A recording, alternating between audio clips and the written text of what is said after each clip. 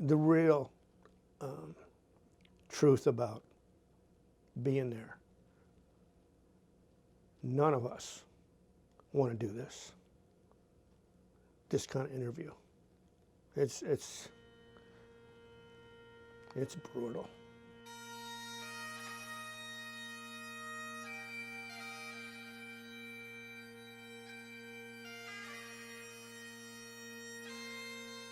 And I was a detective assigned to the Manhattan Robbery Squad.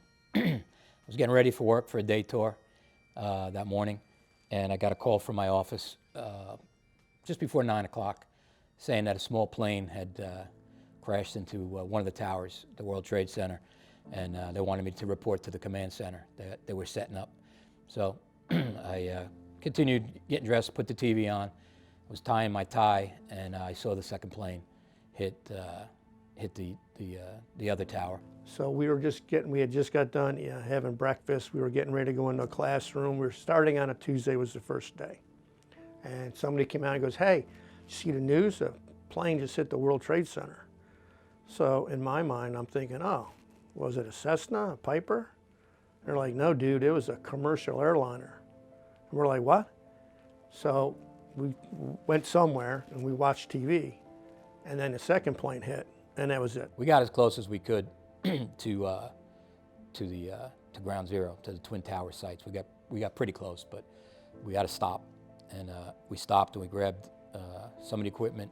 We came around to what is now Ground Zero, still on fire, smoking, and saw a bunch of firemen, bleeding from their head, and we gave them water. The nurses attended to them briefly. I mean, there was nothing life-threatening there, and you could tell by looking at them, they were in a state of shock, trauma.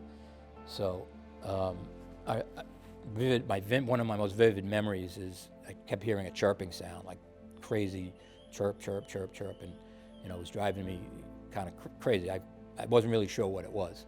And then somebody grabbed me and said, that's when a fireman's jacket, when it hasn't moved in like 60 seconds, 45 seconds, it sets off an alarm, like a chirp, so you could find them. So that really hit home because it was everywhere. There was this chirping. So so we decided, we grabbed the doctors, the nurses, some equipment, and we started crawling on the pile. As soon as you would find a body, a victim, we would get on the radio, call command. "Hey, command, this is Sector 2. We found somebody." I go, "Are they civilian?" I like, "No, we found a fireman." "You know who it is?" And we would tell them, and they could go through the roster and say, "He was from this engine, but this one was easy. It's Billy O'Rourke from Rescue 2.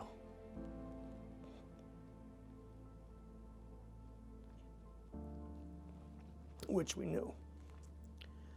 I'm like, okay, don't touch nothing. Copy. Rescue 2 shows up.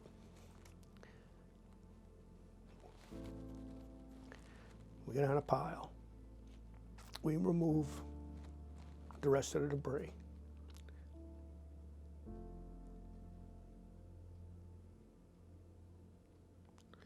We pick Billy up in his gear. We put him in the basket. We put the flag on him. When they brought in a fireman, a police officer, first responder, one of us would get assigned to the body, or the body part, or the body bag, or whatever, and we would make sure that it went through the whole process with respect, with a flag over it.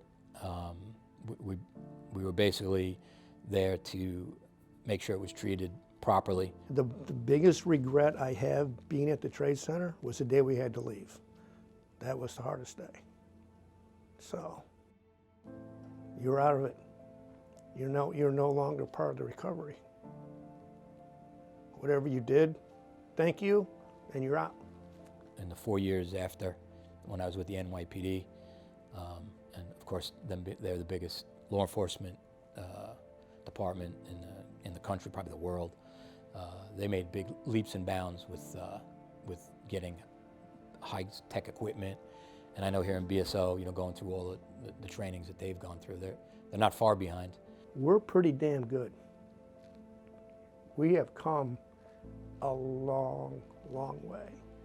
And when that next event happens, we are going to be there and we're going to do our very best.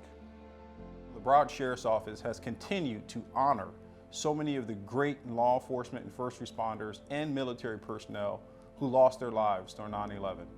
It is our responsibility to never forget the ultimate sacrifices that so many had made to ensure that the safety of this country and this community would stay intact.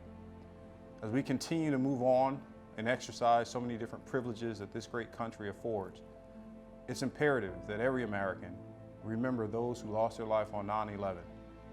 As this agency will, we shall never forget.